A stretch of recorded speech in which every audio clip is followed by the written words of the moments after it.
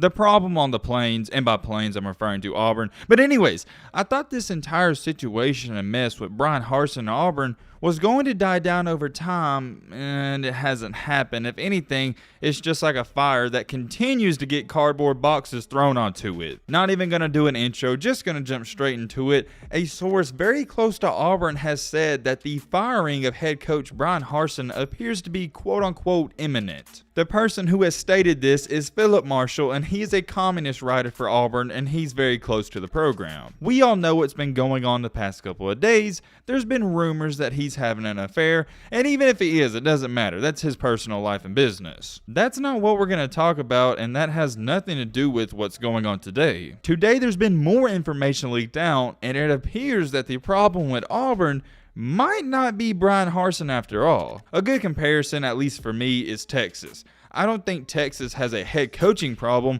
I think it's a culture problem. Maybe that's the same exact thing with Auburn. Maybe it's not Gus Malzahn, maybe it's not Bryan Harsin, but it's more within the program. We'll touch on that in just a second, but we're going to talk about this article that was released earlier today. In this article, it was said by a source that Harsin was trying to get clarity on the pool of money for his next hire. Because remember, his offensive coordinator stepped down a week ago after only being with the program for, what was it, 5 to 6 weeks? And then to make it even worse, the defensive coordinator left to take the same job at Oklahoma State. With that being said, Harsin had to do what any head coach would have to do, and that is look for a new offensive coordinator. But the apparent problem that's going on is that Auburn, the board of trustees, aren't letting him hire who he wants to hire. And that right there, ladies and gentlemen, is where our conversation story gets very interesting. Because you see, as fans and as board of trustees and the president and AD, whenever the football team loses, you're blaming Bryan Harsin, right?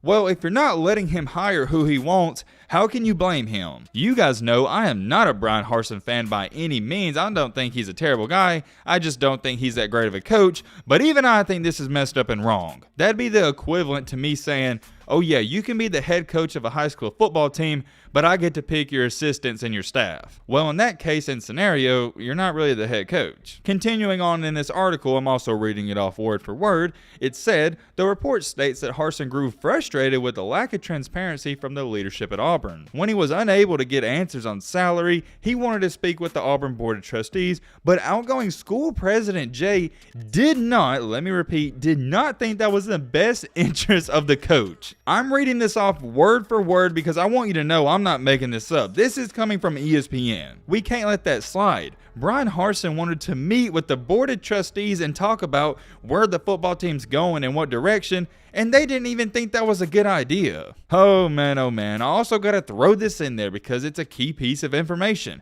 A source, undisclosed source, anonymous source, whatever you want to call them, said Auburn is always going through transition and leadership. Therefore, there's no way to ever tell who's in control. Look, I don't care if you're an Alabama fan. I don't care if you're a Georgia fan. I don't care if you hate Auburn and would never want anyone from there to succeed.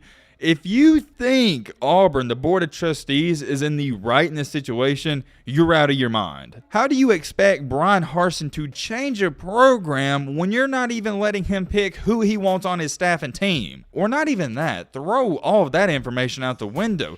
The fact that he wants to speak with the board of trustees and they won't even have a meeting with him is ridiculous. It's almost like they're handcuffing him and saying, no, you can't do it your way. It's our way or the highway. You got to go by our rules. Auburn fans aren't too thrilled by it either, this person said. So all the hiring issues that Harsin has dealt with is due to our board of trustees making his job impossible. Yeah, screw this. Another one stated, if Auburn seriously wouldn't let Harsin hire who he wanted, he was set up for failure from the start. This corruption has to end. It's absurd. I'm so speechless I don't even know what to say. I mean, Auburn fans are not too happy about this, and I'd say they're upset. This person said, if they fire Harsin, that will be the end of my support for Auburn football. I know I'm reading off a lot of tweets, but I want you to hear some of the reactions from Auburn fans. I'm going to read one more before we get a move on. Weagle said, the powers that be at Auburn wanted us to be against Harsin, so they leaked rumors and poisoned his name. What they actually did was expose themselves and piss off the fan base.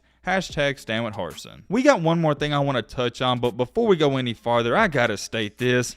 Auburn football is beyond a dumpster fire right now. It is a complete mess. I really want you to think about this. The fan base is against the board of trustees and all the higher officials at Auburn, the head coach, and everyone within the program outside of his players and staff. They're not getting along, and nobody can get along at all. I mean, it just goes on and on and on. I could sit up here for hours and talk about how bad it looks. I think the best way to describe it is that it looks like nobody's on the same page. You got Harsin wanting to go in one direction, and then the entire other group of people wanting to go in another. And in the middle of all that, and maybe the most important part, is the fan base doesn't even know what to think. Should we be mad and hate on Harsin, or should we hate on other people? They don't know. You can only help but feel sorry and bad for the players because they have to sit and watch all this unfold, when in reality, they should just be focusing on football and getting better. Sad, sad, sad, and let me repeat, a sad situation. I'm not an Auburn fan. I'm sure some Auburn fans are watching this video. Please let me know. I'm very curious.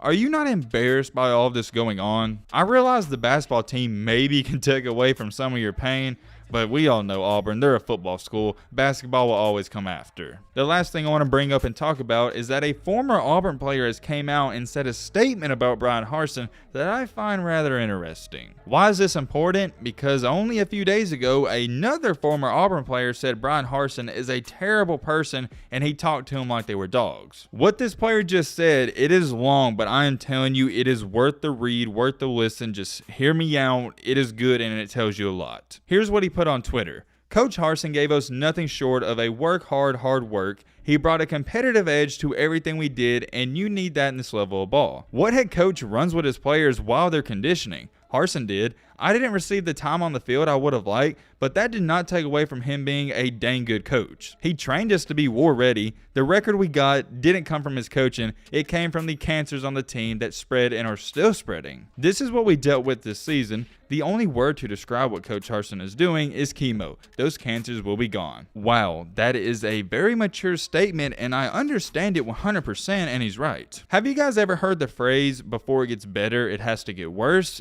I think that's what's currently going on with Bryan Harsin in Auburn. Sometimes you do gotta backtrack and almost break a program before you get it the way you want it in the right direction you're wanting to go. Oh yeah, this same player also tweeted out this. I'm not about to let y'all talk down on Coach Harsin like his character sucked or he wasn't a good head coach. Everybody has jobs to do, and if you're not doing it, then man up. This man is not y'all mama or daddy. He's y'all's football coach that believes in winning and competing. I'm not too familiar with the Auburn player that said that, but I'm going to tell you right now, he is 100% right, and I am definitely in full agreement with what he said. I even said it in a video a couple of days ago when that player threw some shots and said Harsin was a terrible person. I didn't buy that because no one else has said that, and that player was just salty he wasn't playing. His argument as to why Harsin was a terrible coach is because he yelled at him. Like, are you serious, my man? If you couldn't play for Coach Harsin, I don't know what you'd do if Nick Saban was your coach. Kids nowadays have a sense of entitlement, and if things aren't going their way, they normally throw a hissy fit, and that's what that player did. I covered pretty much everything I wanted to touch on in this video. If you have any idea as to what's going on, let us know in the comment section.